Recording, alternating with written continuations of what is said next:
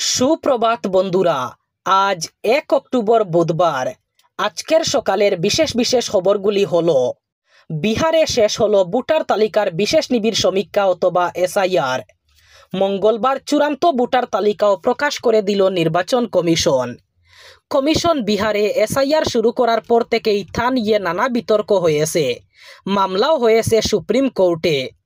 বিহারের রাজনীতি তো বটেই, তুলপার হয়েছে জাতীয় রাজনীতিও। চলতি বছরেই বিহারের বিধানসভা নির্বাচন, তা নজরে রেখে বিষয়টি নিয়ে বিরোধীরা সরব হয়েছেন। ভোটাধিকার যাত্রা শুরু করেছেন রাহুল গান্ধী, তেজস্বী যাদবরা। সেই আবহে এসআইআর শেষ করে চূড়ান্ত ভোটার তালিকা প্রকাশ করল কমিশন। সমীক্ষার প্রথম ধাপে যে খসড়া তালিকা প্রকাশ করা হয়েছিল, তাতে অন্তত 65 লক্ষ নাম বাদ পড়ে। বিতর্ক জোরালো হয় তখন থেকেই। কমিশন জানিয়েছিল যারা মারা গেছেন অথবা যারা অন্য রাজ্যে চলে গেছেন এবং সেখানকার ভোটার হয়েছেন, মূলত তাদেরই নাম বাদ পড়েছে। মঙ্গলবার যে চূড়ান্ত তালিকা প্রকাশ করেছে কমিশন, তাতে মুজফ্ফরপুর এবং পাটনা জেলার ভোটার তালিকায় নতুন নাম যোগ হয়েছে।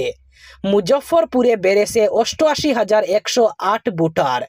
গর্বের মুহূর্ত, অসম সন্তানের বিজয় ধ্বজা উড়ল ইউরোপে।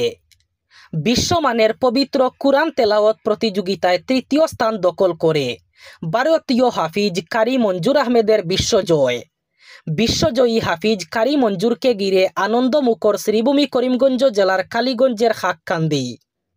দেশে ফিরে শুভাকাঙ্ক্ষী এবং পরিচিত জনদের সংবর্ধনায় ভাসছেন সীমান্ত জেলার কৃতি সন্তান কারি মঞ্জুর আহমেদ।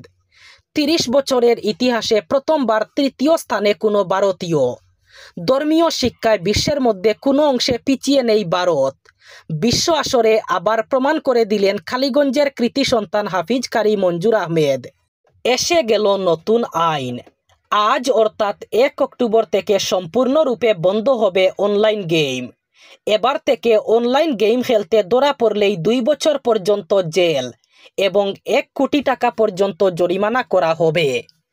অনলাইন মানি গেমের প্রচার করলে জেল খাটতে হবে 2 বছর। অনলাইন মানি গেম নিয়ে সরকার বলবৎ করবে নতুন আইন। আজ থেকে অর্থাৎ আজ 1 অক্টোবর থেকে কোনো ব্যক্তি অনলাইন গেমে জড়িত হলেই ওই ব্যক্তি অথবা কোম্পানিকে ভরতে হবে বিশাল জরিমানা। এবার থেকে অনলাইন গেম খেললেই পড়তে হবে মহা বিপদে। আজ অর্থাৎ 1 অক্টোবর থেকে সরকার বলবৎ করবে নতুন আইন। এবার থেকে অনলাইন মানি গেম খেললে পড়তে হবে বিপদে। 2 বছর পর্যন্ত জেল এবং 1 কোটি টাকা পর্যন্ত জরিমানা দিতে হবে। প্রকাশ্যে এলো এক ভয়ঙ্কর ঘটনা। নিষ্ঠুর স্বামী ভয়ঙ্করভাবে প্রাণ কাড়ল স্ত্রীর। জানা গেছে মদ্যপান থেকে বিরত রাখতে চাওয়ায় স্বামী স্ত্রীকে জীবন্ত পুড়িয়ে খুন করেছে।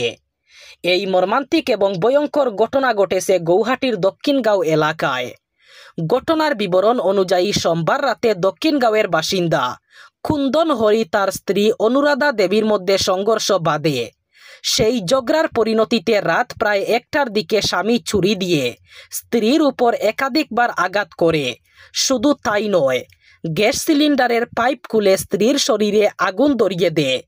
এর ফলে ঘটনাস্থলেই মৃত্যু ঘটে ওই মহিলার। ঘটনার খবর পেয়ে স্থানীয়রা সঙ্গে সঙ্গে পুলিশকে জানান। পরে পুলিশ এসে মৃতদেহ উদ্ধার করে ময়নাতদন্তের জন্য পাঠায়। সূত্রের খবর, প্রায়শই স্বামী স্ত্রীর মধ্যে ঝগড়া হতো। কুন্দন হরি ছিল মদ্যপায়ী। সেদিন রাতেও সে বাড়ি ফিরে মদের জন্য স্ত্রীর কাছে টাকা দাবি করে, কিন্তু স্ত্রী টাকা দিতে অস্বীকার করলে 2 জনের মধ্যে তীব্র ঝগড়া বাধে। এরপর স্বামী ছুরি দিয়ে আঘাত করার পাশাপাশি জীবন্ত পুড়িয়ে মারে তার স্ত্রীকে। এই ঘটনায় গোটা এলাকায় চাঞ্চল্যের সৃষ্টি হয়েছে। ইতিমধ্যে অভিযুক্তকে গ্রেফতার করেছে পুলিশ। ব্যাংক, পেনশন, ট্রেন যাত্রী এবং ডাক পরিষেবা ব্যবহারকারীরা আজ অর্থাৎ 1 অক্টোবর থেকে কার্যকর হওয়া বেশ কিছু ব্যাংকিং এবং পরিষেবা সম্পর্কিত পরিবর্তনের দ্বারা প্রভাবিত হবেন। ভারতীয় Reserve Bank cheque processing batch clearing থেকে একটি ধারাবাহিক ক্লিয়ারিং পদ্ধতিতে ট্রান্সফার করবে। নতুন ব্যবস্থাটি 2টি পর্যায়ে চালু করা হবে। প্রথমটি 4 অক্টোবর 2025 থেকে শুরু হবে এবং দ্বিতীয়টি 3 জানুয়ারি 2026 থেকে শুরু হবে। এদিকে Indian railway catering and tourism corporation অর্থাৎ আইআরসিটিসি ওয়েবসাইট এবং মোবাইল অ্যাপের মাধ্যমে অনলাইনে সাধারণ টিকিট কেনার জন্য নতুন নির্দেশিকা কার্যকর করবে। টিকিট রিজার্ভেশন সিস্টেমের অপব্যবহার রোধ করার লক্ষ্যে আজ অর্থাৎ 1 অক্টোবর থেকে আধার প্রমাণিত ব্যবহারকারীদের জন্য আপডেট করা বুকিং কার্যকর করা হবে। এদিকে আজ অর্থাৎ 1 অক্টোবর থেকে কার্যকর হয়ে ইন্ডিয়া পোস্ট তার স্পিড পোস্টের হার আপডেট করেছে। এখন চার্জের উপর আলাদাভাবে জিএসটি দেখানো হবে এবং অতিরিক্ত সুরক্ষার জন্য গ্রাহকরা ওটিপি ভিত্তিক ডেলিভারি বেছে নিতে পারবেন। মঙ্গলবার সকালে দিল্লি বিমানবন্দরে চাঞ্চল্য। মুম্বাই থেকে দিল্লি আসা ইন্ডিগোর ফ্লাইট বোমা মেরে উড়িয়ে দেওয়ার হুমকি। সকাল প্রায় 8টার সময় এই বার্তা আসে। সঙ্গে সঙ্গে দিল্লি বিমানবন্দরে সতর্কতা জারি করা হয় এবং বিমান অবতরণের সময় সমস্ত নিরাপত্তা প্রটোকল কড়াভাবে মানা হয়।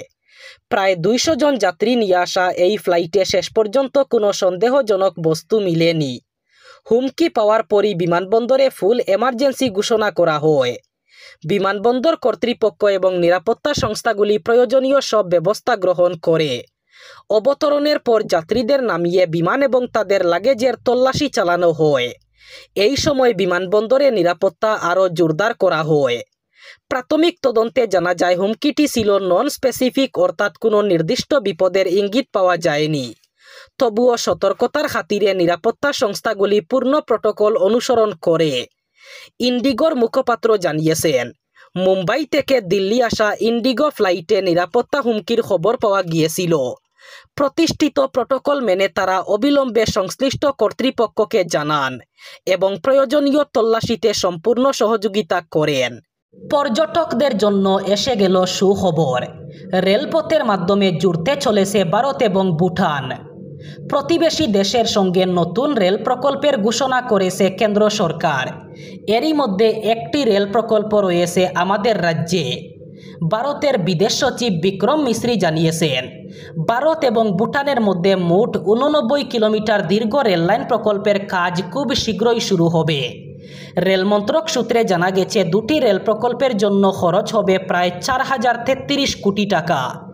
এর মধ্যে একটি রেলপথ যাবে উত্তরবঙ্গের বানারহাট থেকে ভুটানের সামোৎসে পর্যন্ত, অন্যটি যাবে অসমের কোকরাঝার থেকে ভুটানের গেলেফুর পর্যন্ত।